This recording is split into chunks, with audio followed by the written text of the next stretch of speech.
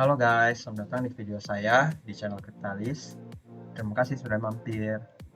Di video kali ini, kita akan belajar tentang bubble sorting. Jika kalian merasa video ini bermanfaat, jangan lupa untuk support channel ini dengan cara kalian bisa like, share, dan tentunya subscribe biar nggak ketinggalan konten-konten seru lainnya. Kalian juga bisa komen di bawah tentang apa saja yang bisa saya perbaiki atau hal apa yang kalian ingin pelajari untuk lebih lanjut. Yuk kita mulai. Nah, tapi sebelum kita mulai, ada beberapa hal yang Anda harus kuasai supaya Anda bisa belajar tentang bubble sorting ini.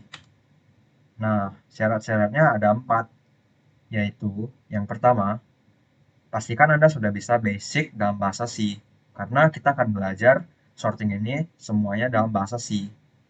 Yang kedua, pastikan Anda sudah pandai memakai if dan else pada pemrograman bahasa C kita.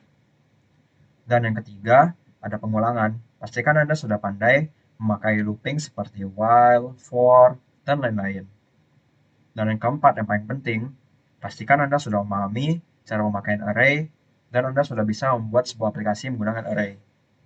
Nah, jika Anda sudah bisa, kita bisa langsung masuk ke tutorial. Nah, sebelum kita masuk ke praktek, kita harus mikir dulu, apa gunanya sorting? Kayak, kenapa kita harus pakai sorting? Nah, jadi sorting itu adalah salah satu tugas penting dalam dunia pemrograman. Karena seringkali kita perlu menyusun data dalam urutan tertentu agar bisa diolah lebih efisien. Nah, bubble sort ini adalah algoritma pengurutan yang dasar. Namun, meskipun dia dasar, memahami cara kerjanya memberi kita gambaran yang baik tentang bagaimana proses pengurutan bisa terjadi secara bertahap. Nah, sekarang kita bakal pelajari dulu bagaimana cara kerjanya bubble sort. Jadi bubble sort ini kan tadi kita sudah bilang, dia adalah pengurutan sederhana. Jadi algoritma ini bekerja dengan cara membanding-bandingkan elemen berpasangan dan menukarnya jika elemen yang pertama lebih besar dari elemen yang kedua. Proses ini diulangi terus-menerus hingga seluruh daftar atau array tersusun dengan urutan yang benar. Nah, coba bayangin, kita punya sebuah rak buku. Kita pengen supaya kita bisa menyusun buku-buku tersebut dari paling rendah ke paling tinggi, mengarah ke kanan. Nah, pasti kita akan mengecek dari bagian paling terkiri. Kita akan ngecek apakah buku pertama dan buku kedua itu lebih besar atau lebih kecil. Jika buku pertama lebih kecil, maka kita tidak akan melakukan penukaran. Sedangkan kalau misalnya buku pertama lebih besar daripada buku kedua, kita akan menukarnya. Mungkin kalian masih bingung ya, cuman saya akan membuat sebuah visualisasi. Nah, jadi coba kita bayangkan 5 benda ini adalah 5 buku. Nah, coba kita bayangkan, kalau dari penjelasan tadi, kita pengen buku-buku ini dia sejajar dan makin tinggi. Jadi dari paling kiri sini kita mau dia makin tinggi ke paling atas. Nah, pasti kita akan mulai dari bagian kiri dari rak tersebut. Nah, saat kita mengambil buku ini, terus kita bandingkan dengan buku selanjutnya di sampingnya, kita bisa lihat bahwa buku ini itu lebih tinggi daripada buku yang di kanan ini. Nah, makanya kita bisa tukar. Nih, kita ambil, terus kita tukar. Nah, kita lakuin hal ini terus-menerus hingga sampai bukunya bisa terurut. Pada akhirnya, hasilnya akan seperti ini. Inilah gunanya sorting. Oleh sebab itu, sorting ini sangat berguna dalam banyak sekali hal. Nah, pasti kalian udah gatel kan? Ayo kita praktek. Yuk kita mulai. Pasti kalian udah gak sabar kan untuk langsung coding. Nah, tenang aja, kita akan pelajari semuanya secara pelan-pelan, agar kalian dapat mudah mengerti apa yang diajari. Yuk mulai. Nah, sekarang kalian bisa saja membuka aplikasi coding kalian, IDE punya kalian. Kalau saya pribadi, saya senangnya pakainya itu pakai Dev C++. Kalau kalian pengen pakai kayak VS Code, pakai apa yang kalian bisa pakai, itu nggak apa-apa ya guys. Tapi kalau saya, di tutorial kali ini, saya akan menggunakan VS Code. Jadi kalau teman-teman ingin download, silakan ya guys. Nah, kita pertama akan coding dulu bubble sortingnya. Nanti baru setelah coding, saya akan jelasin satu persatu cara kerja coding ini. Nih, Jadi kita perlu tulis dulu stdio.h kita, header seperti biasa, dan main kita. Nah, setelah itu kita langsung aja buat bubble sorting kita. Jadi pertama, kalau saya biasa bubble sorting, saya menggunakan void karena saya tidak perlu meng-return apa-apa. Karena nanti kita akan menggunakan global array. Nah, kalau Anda masih belum mengerti apa itu global, Anda bisa mungkin menggunakan GPT atau mencari di Google untuk mempelajari lebih lanjut. Nah, tapi kalau Anda sudah ngerti, langsung aja lanjut. Ayo. Nah, sekarang kita akan namainnya bubble sort. Nah, bubble sort ini dia akan menerima besar dari array kita. Jadi saya namainnya n aja. Nah, kita akan menggunakan dua for loop di bubble sorting ini. Jadi dia akan menggunakan nested for loop.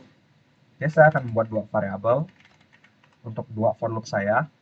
Nah, jadi bubble sorting ini dia mempunyai rumus yaitu i di bawah n kurang 1 dan yang kedua, sorting kedua, j di bawah n kurang 1 kurang i. Mungkin Anda masih bingung gitu. Cuman kita akan coding dulu dan nanti saya akan jelasin kenapa kita harus pakai ini. Nah, jadi kita akan mulai dari pertama. Kita tulis dulu i sama dengan 0, i di bawah n kurang 1, i plus plus. Dan yang selanjutnya, for j sama dengan 0, j di bawah n kurang 1, kurang dengan i, j plus plus. Nah, sampai sini masih bisa ngikutin. Kalau Anda masih bingung, Anda bisa pause dulu videonya untuk tulis kode ini, dan Anda baru bisa lanjut. Nah, sekarang kita akan buat dulu array-nya. Mungkin array-nya size-nya 5 kali ya. Nah, di dalamnya kita akan kasih aja angka-angka random. Yang penting nanti berurut. Mungkin angka-angka kecil yang saya pakai. Ini kurang berantakan nih. Saya mau lebih berantakan. Nah, mantap. Nah, saya lupa bilang tadi. Sebenarnya, bubble sorting itu ada dua bagian. Yang pertama, Anda perlu belajar penukarannya. Dan yang kedua adalah logikanya. Nah, pertama kita harus belajar dulu gimana cara kita mendapatkan logika penukaran ini. Ini saya tulis dulu logika sorting supaya lebih jelas. Ini logika penukaran. Nih, jadi coba kamu bayangin. Seperti dari contoh kita tadi, yang di Paint, kita akan membandingkan dua buku dan kita akan menukar ya. Gimana cara kita bandingkan misalnya 5 sama 2 ini, terus kita akan tukar. Gimana cara kita nukarnya? Nah, pasti kita akan gini dong. Kita butuh sebuah tempat temporary untuk menampung value yang akan kita tukar dulu. Karena gini, misalnya contoh nih, misalnya ini array 0, terus array 0 jadi array 1, array 2 sama dengan temp. Nah, coba Anda bayangin kalau misalnya kita tidak pakai temp. Misalnya tempnya saya komen nih, terus kita langsung aja array 0. Saat ini terjadi, pasti akan ada error. Karena saat ini, array 0 kan yang ini, yang 5. Dia sudah berubah jadi 2. Saat kita ke sini, kita bilang array 1 sama dengan array 0. Padahal array 0-nya udah 2, udah bukan 5. Makanya, kita perlu simpan dulu value sebelum dia berubah dalam bentuk temp. Nah, jadi pas di sini, dia langsung jadi 5. Nah, jadi simpelnya segini. Nih, kita punya dua angka di array awal nih, yang 0 dan 2, 0 dan 1. Nah, terus kita akan tukar. Pertama, kita simpan dulu 5 ini ke dalam temp. Jadi array 0 ini kan 5. Dia nyimpan angka 5. Nah, setelah itu, array 0 ini akan ngambil angka di samping dia selanjutnya, yaitu angka 2. Berarti sekarang, array 0 ini, isinya itu 2. Nah, Setelah itu, kita akan masukkan angka 5 yang tadi kita pakai ke dalam array 1 ini. Jadi ini source temp. Nah, di sini kan berarti array 195. Jika kita lihat di array kita, ini sudah ketukar. Array 0 udah 2, array 1-nya udah 5. Nah, jadi kita akan praktek dulu. Kita bisa buat sebuah if di sini. If array yang J lebih gede daripada array J plus 1, jadi array J, misalnya kita ambil yang ini, J plus 1 itu artinya array di sampingnya, value di sampingnya. Nah, kita bisa tukar dengan itu. Jadi kita bikin dulu temp-nya seperti tadi, sama array J sama dengan array J plus 1, array J plus 1 sama dengan temp. Nah, sekarang kita sudah selesaiin logika penukaran ini. Jadi kita sudah nggak perlu lagi tulis di atas sini. Nah, kita sekarang hanya perlu belajar logika sortingnya. Nah, sekarang kita akan langsung masuk ke dalam logika sortingnya. Nah, kita akan mulai dari for yang paling pertama ini. Nah, kenapa kita pakai n kurang 1? Mungkin Anda sekarang lagi bertanya-tanya, kenapa kita pakai i sama 0, i di bawah n kurang 1? Kenapa? Jadi tujuan ini, karena kita tujuannya akan membandingkan dengan di sampingnya, kita membandingin 5 sama 2. Nah, gitu kan? Nih, pelan-pelan nih. Kita membandingin 5 sama 2, 2 sama 4. Kenapa kita pakai n kurang 1? Soalnya nanti kalau i-nya, misalnya udah sampai 1, dia membandingin sama siapa? Nanti dia malah error, karena di sini ini, setelah itu nggak ada apa-apa. Makanya kita pakai kurang 1. Jadi kita hanya akan jalan sampai ke angka 3 ini. Nih, angka keempat di arraynya.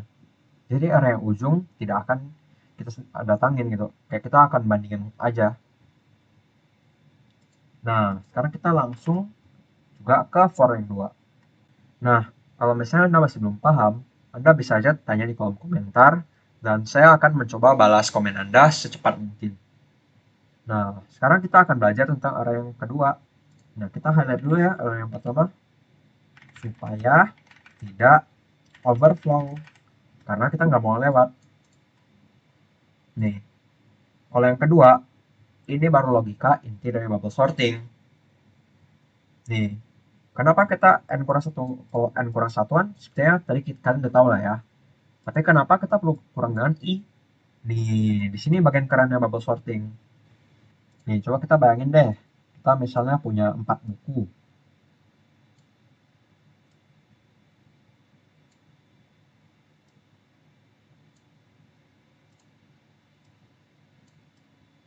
Nih, kita punya 4 buku. Terus, kita mau bandingin nih. Kita coba sorting bubble dengan cara manual nih. Kita bandingin dulu. Oh, ini lebih gede. Berarti nggak apa. Terus kita ke samping sini. Oh, ini lebih gede. Berarti kita tukar. Baru habis itu kita bandingin lagi dengan sebelah. Dan yang sebelah ini udah pasti lebih gede. Nah, di sini kenapa kita pakai kurang i? Kenapa kita pakai j di bawah n kurang 1 kurang i? Nah, jadi pada saat kita i, pada saat looping kedua, kan ini kan berarti kan udah, ini kan looping pertama. Ini saat dia masih 0. Nah, pada looping kedua, i kan menjadi 1. Kita akan kurangkan dengan i, supaya bagian ini kita tidak perlu cek lagi. Karena kita sudah tahu kalau dia sudah paling besar. Karena pada pengecekan pertama, kita sudah tahu kalau dia sudah paling gede. Nih, misalnya kita ke yang kedua. Kita coba bandingin. Ini lebih gede, ini pindah. Nah, kita bandingin. Ini lebih gede. Nah, berarti pada selanjutnya, kita akan kurangin yang 2. Jadi sampai n kurang 2. Nih, berarti bagian ini juga tidak tercek. Karena kita sudah tidak perlu cek lagi.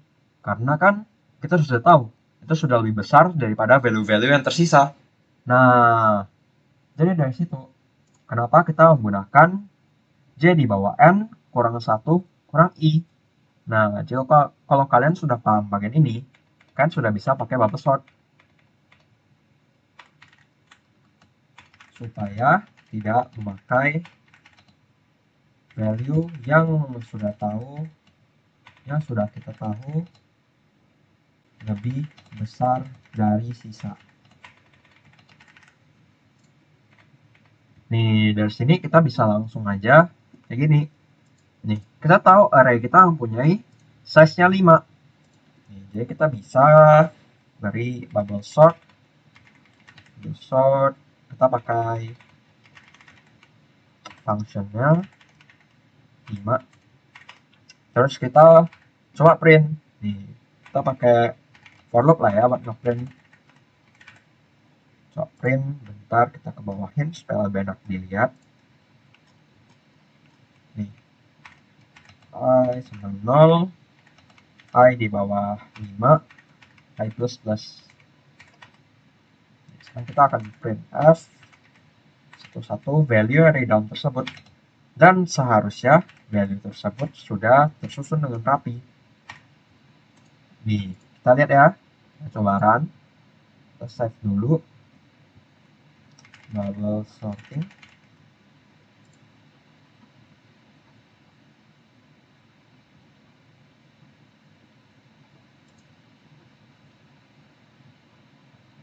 Tuh, kita bisa lihat kalau value tersebut sudah tersusun dengan rapi.